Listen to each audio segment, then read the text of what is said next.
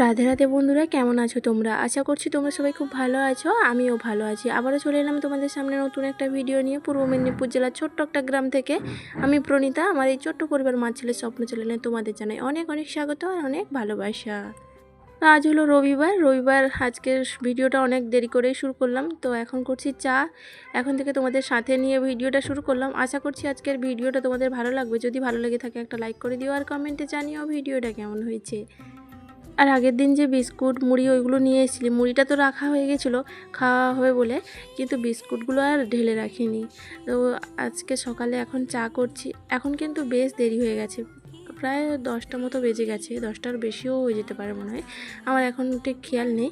যাই হোক, 10টা বেজে গেছে এটুকু জানি। পুজো হয়ে গেছে, পুজো করে এখন ছেলে মেয়ে দুজনেই বলছে চা খাবে। প্রথমে একজন বললো মুড়ি খাবে, তারপরে এখন বলছে কি চা খাবে, তাই জন্য চা করছি এখন। চা আর বিস্কুট মুড়ি এসব খাওয়া হয়ে যাবে এখন সকালের জন্য, তারপরে রান্না করে নেবো তাড়াতাড়ি। তো এই জন্য চা করছি। আর চা করা আর এদিকে বিস্কুটটাও ডিবার মধ্যে রেখে দিলাম।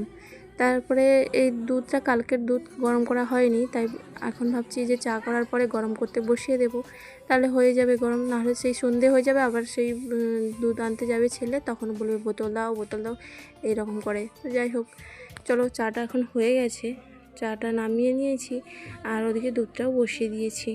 আর ওখানে ছেলে মেয়ে দুজনে বই নিয়ে বসে আছে, পড়ছে। আর ওরা তো এমনিতেই দেরি করে উঠেছে, আর আজকে রবিবার হলে আমি এমনিতে ডাকি না, নিজের ইচ্ছায় ওঠে। এমনিতেই সারা সপ্তাহ ডেকে ডেকে তুলতে হয়, তারপর রবিবারও ডাকতে আমারও ভালো লাগে না। আর ওদের ডাকলেও উঠবে না, কারণ রবিবার টিউশন বন্ধ, সেই জন্য সকালে অনেক টাইম ঘুমাবে।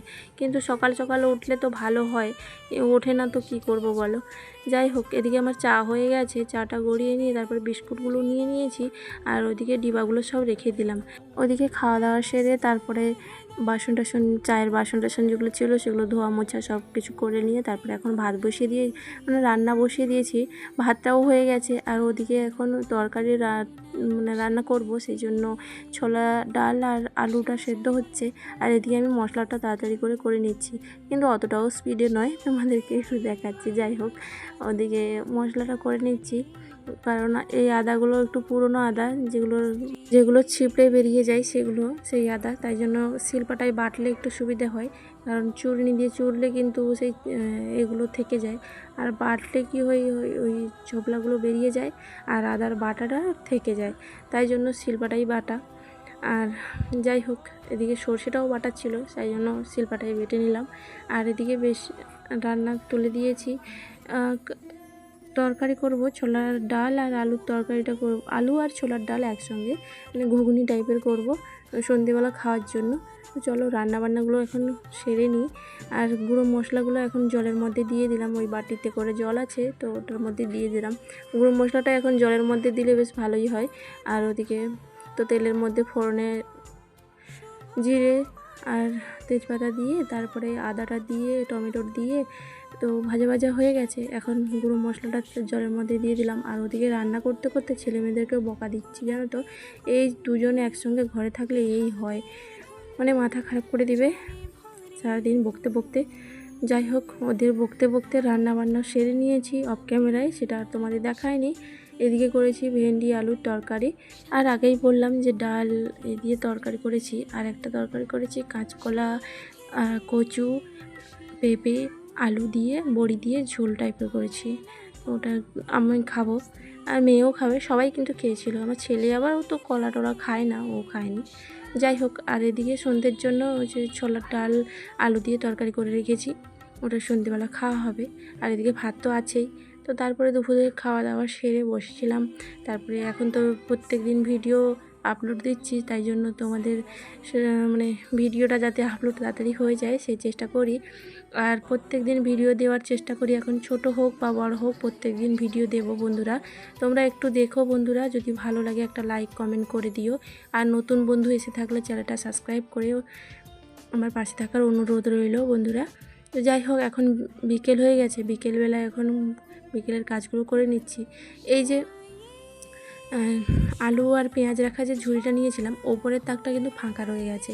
সেই জন্য ভাবলাম, কয়েকদিন ধরে ভাবছিলাম যে কি রাখা যায়। তারপরে ভাবলাম যে এই কিছু কৌটোগুলো নিচে ছিল, ওই খাটের নিচে ছিল, যেমন লবণের কৌটো, আরও 2-3টে কৌটো ছিল, আর তেলের বোতলগুলো মানে প্রত্যেক দিন ওই ওপর থেকে নামাতে না বিরক্ত লাগে, ভালো লাগে না।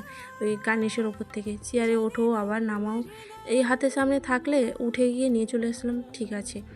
তাই জন্য ওইখানে রেখে দিলাম, রাখতে দেখলাম বেশ ভালোই হয়েছে, তাই ওই জায়গাটায় বেশ রেখে দিলাম।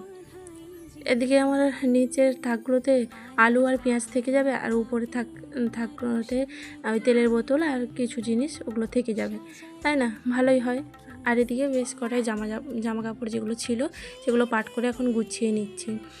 আর সেখানে তো ছিলাম, বেশ রাখার জায়গা একটা ছিল, কিন্তু এখানে তো সেরকম কোনো সিস্টেম নেই, তাই জন্য জামা কাপড় রাখার খুবই অসুবিধা হয়। তবু কি করব, আর একটু ম্যানেজ করে রাখতে হয় বন্ধুরা, কিছু করার নেই। এখনও কিছু মানে নিতে পারছি না, আবার নেওয়ারও ইচ্ছে থাকে কিন্তু আবার উপায় থাকে না। যখন ভাবি যে এখানটায় থেকে যখন চলে যাব তখন আবার এত জিনিস বয়ে নিয়ে যেতে অসুবিধা হবে, সেই জন্য ভাবছি যে অনলাইন থেকে একটা জিনিস অর্ডার দেবো, ওই যেগুলো জামা কাপড় রোজ পরার জন্য যেগুলো রাখা যায় সেগুলো একটা অর্ডার দেবো ভাবছি, দেখা যাক কি হয়। এখন বর্তমান ওই দড়ির মধ্যে ঝুলিয়ে রাখতে হয়, তাই জন্য রেডিমেড পাট করে তুলে রেখে দিই।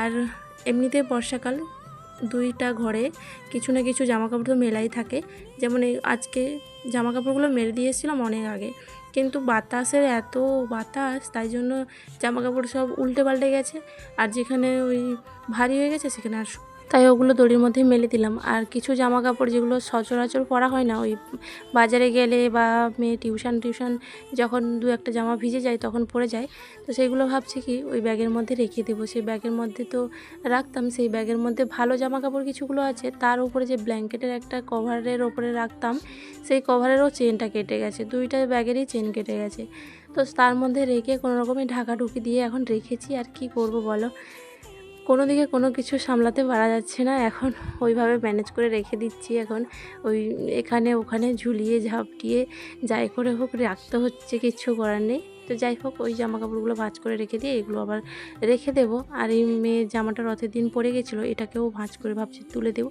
যত বাইরে রাখবো তত ধুলো পড়বে আর ধুলো। আজ তবে আসি বন্ধুরা, সবাই ভালো থেকো, সুস্থ থেকো, আবার দেখা।